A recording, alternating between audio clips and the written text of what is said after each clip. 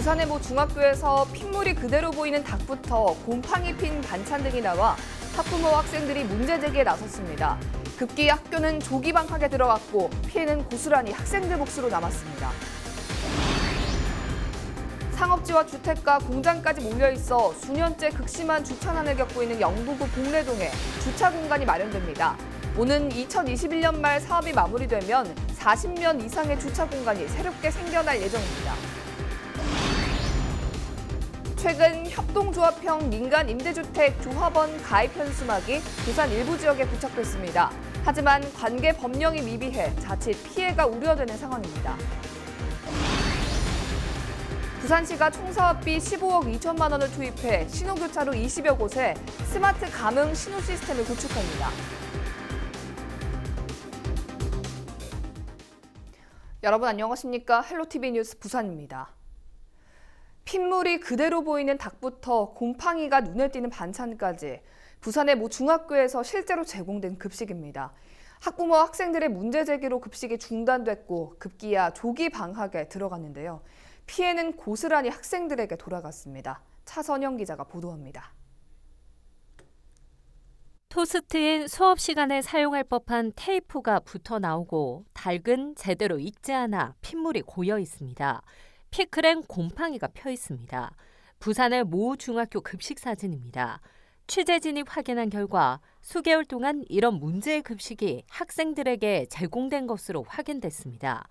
해당 학교 측은 이미 급식의 문제점을 인지하고 있었고 영양사에게 개선을 요구하는 등의 조치를 취했지만 달라진 건 없었다고 말합니다.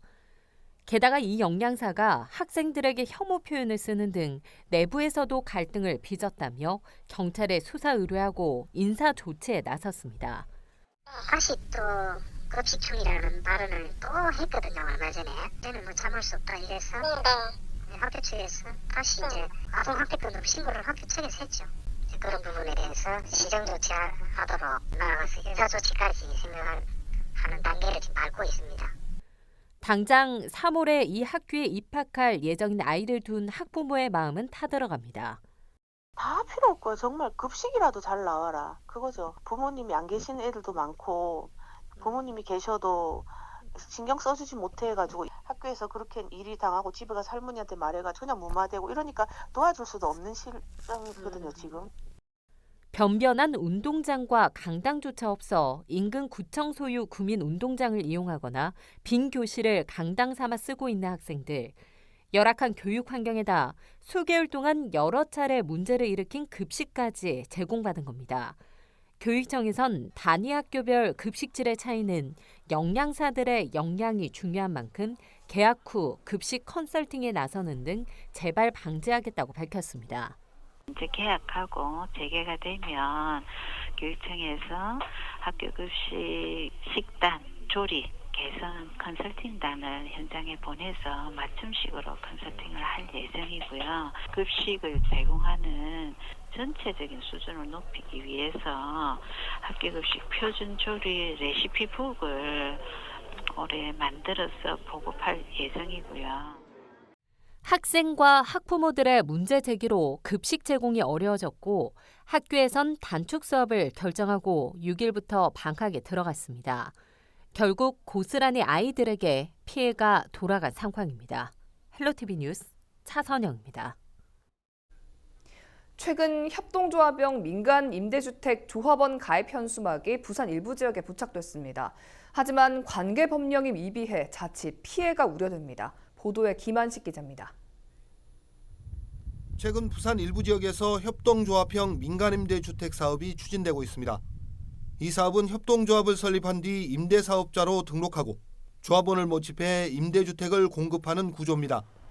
조합원으로 가입하면 아파트 공급 가격의 일부만 납입하고 임대 의무 기간인 8년이 지나면 우선적으로 분양받을 수 있습니다. 문제는 절차상 조합원이 피해를 입을 수 있다는 것입니다. 관할 지자체의 사업 계획 승인을 받기 전이라도 조합을 설립해 곧바로 조합원을 모집할 수 있는데 자칫 사업이 무산될 경우 조합원들의 피해가 우려됩니다. 현행 주택법과 민간임대주택에 관한 특별법에는 조합원의 모집과 탈퇴, 납입된 돈의 환급 등에 관한 규정도 없습니다.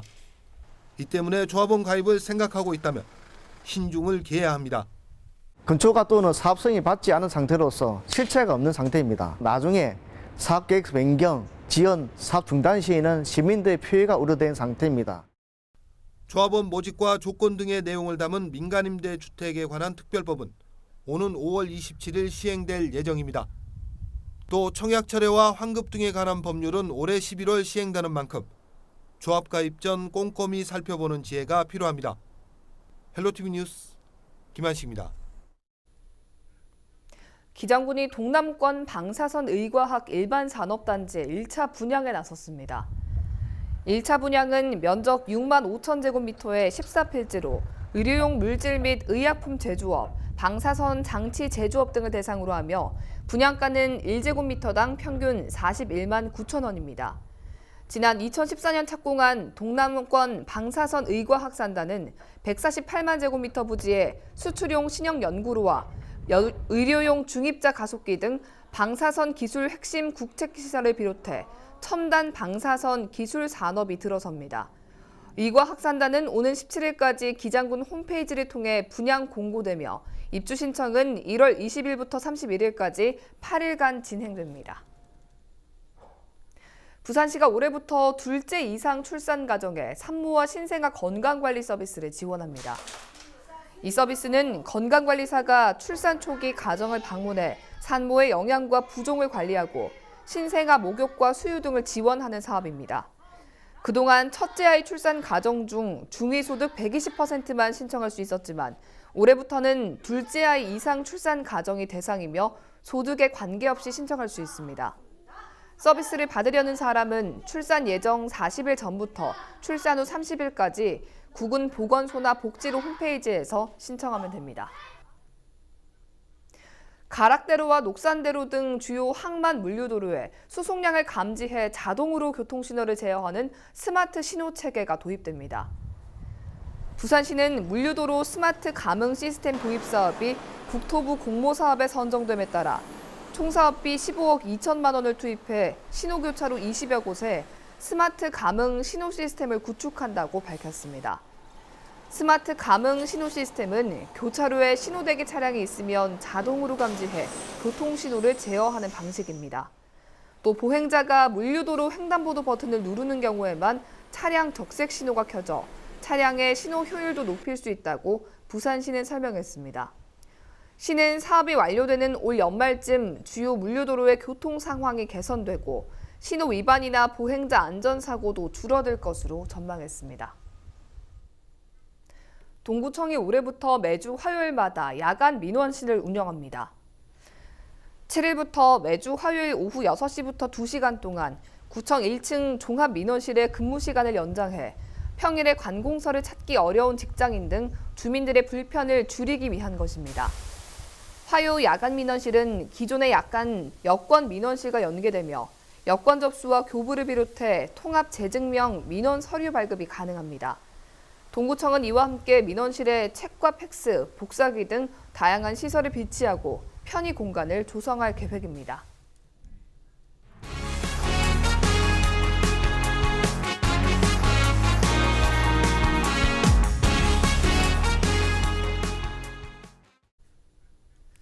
원도심 대다수 지역이 마찬가지겠지만 특히 상업지와 주택가, 공장까지 몰려있는 봉래동 지역은 극심한 주차난이 이어지고 있습니다. 최근에는 스쿨존 내 주거지 전용 주차장과 공용 주차장이 폐쇄되면서 주민들의 불편 민원이 잇따랐는데요. 이 동네에 가뭄의 단비 같은 주차 공간이 새롭게 생겨난다는 소식입니다. 안수민 기자입니다. 이 공장하고 이래가 다 공장 차들하고 조선소 차들 때문에 관광 차들 것도 없는데 이 주거지가 뺏어버린가 뭐.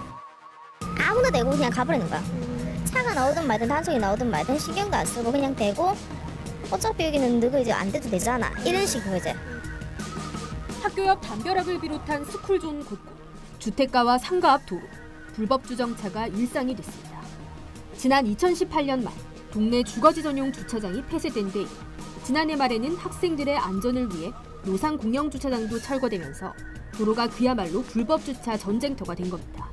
도로인지 인도인지 모를 정도로 그냥 하수로장이거든요. 주위 이제 주거 상가, 원룸, 아파트 사람들도 이제 주차장이 있어도 주차 공간이 부족하다 보니까 이제 불법 주차를 하고요.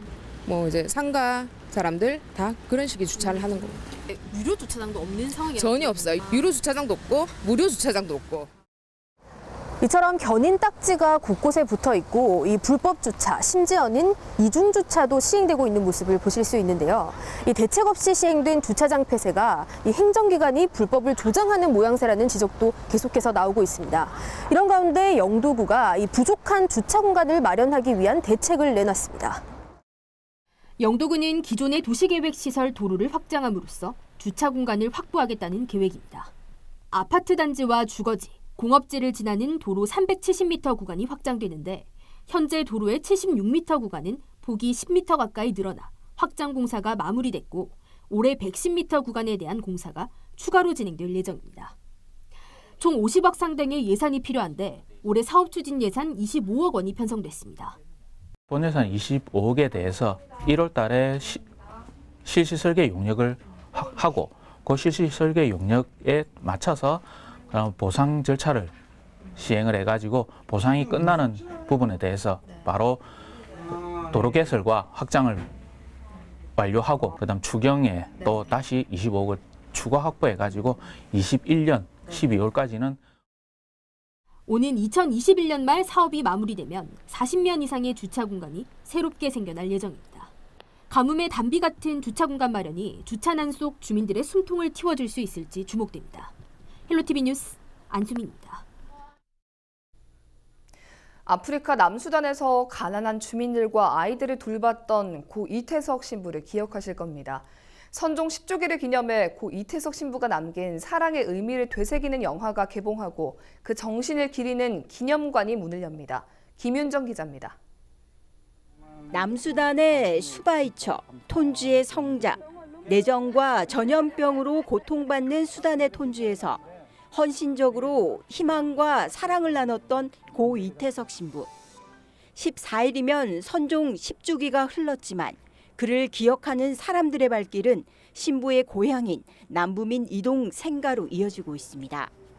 48살의 짧은 인생을 마감했지만 신부가 보여준 헌신적인 삶의 모습은 아직 사람들에게 감동을 주고 있습니다. 아기자기한 벽화 등 이태석 신부의 흔적들로 가득한 생가 주변엔 그의 삶을 기리는 기념관도 건립됐습니다.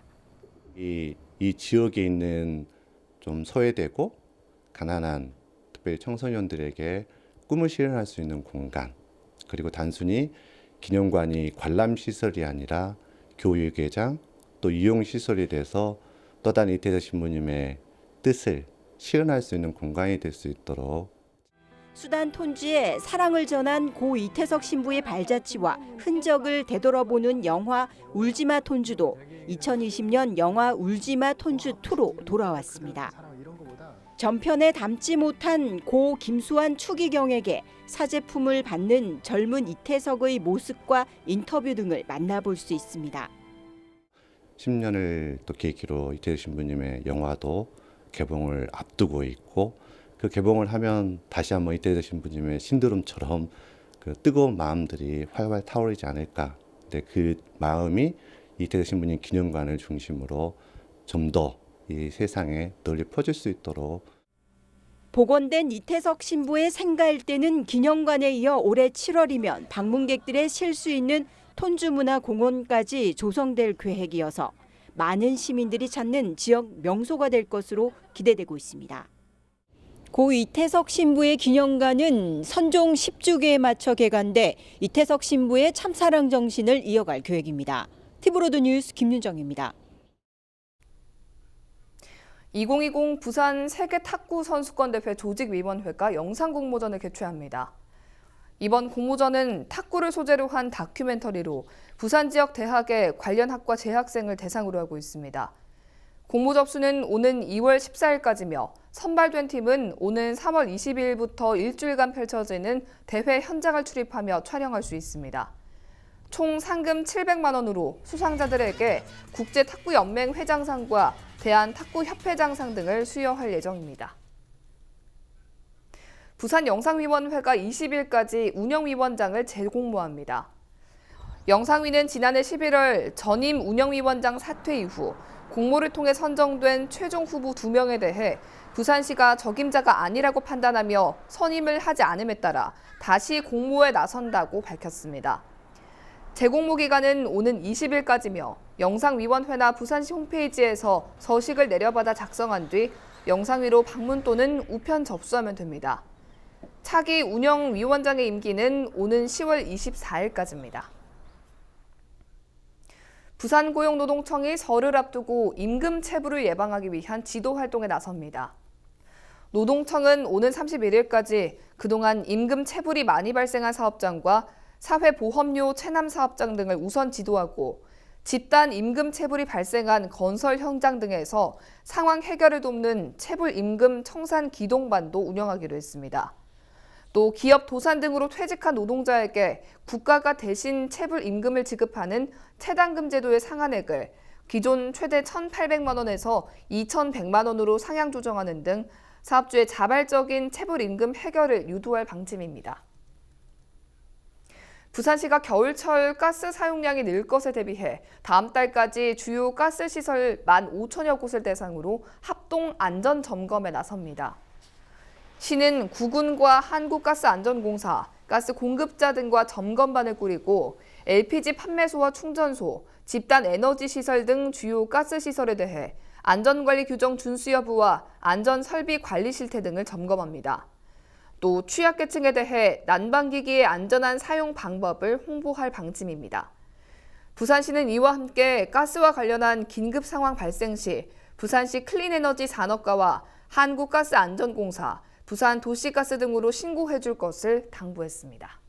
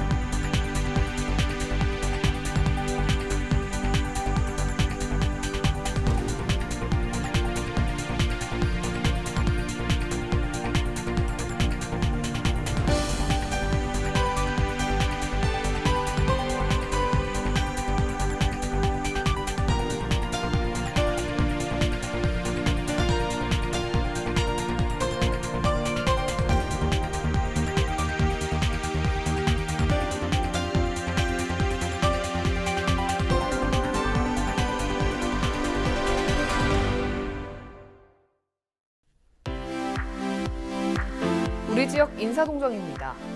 오거돈 부산시장은 7일 오후 2시 2020년 시민행복 시정보고회 문화복지 분야에 참석합니다. 정미영 금정구청장은 오후 2시 다함께 돌봄센터 민간위탁 협약식에 참석합니다. 김철훈 영도구청장은 오후 5시 30분 근자협 2020년 신년회에 참석합니다. 홍순원 해운대구청장은 오후 3시 청사포공원 재정비 사업 주민설명회에 참석합니다.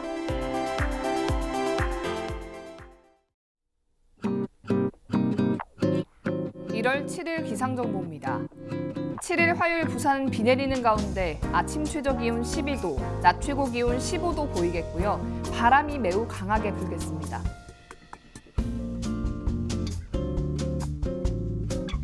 전국 날씨입니다. 전국에 비 내리는 가운데 8일까지 30에서 최대 80mm의 비가 내리겠고요. 강원 산지에는 많은 눈이 내리겠습니다. 바다 날씨입니다. 해상은 남해안과 동해안에서 바람이 강하게 불고 물결이 매우 높게 일겠습니다. 항해나 조업하는 선박은 유의하시기 바랍니다. 주간 날씨입니다. 비는 수요일 모두 그치겠고요. 이후 금요일부터 주말까지 내내 흐리겠습니다.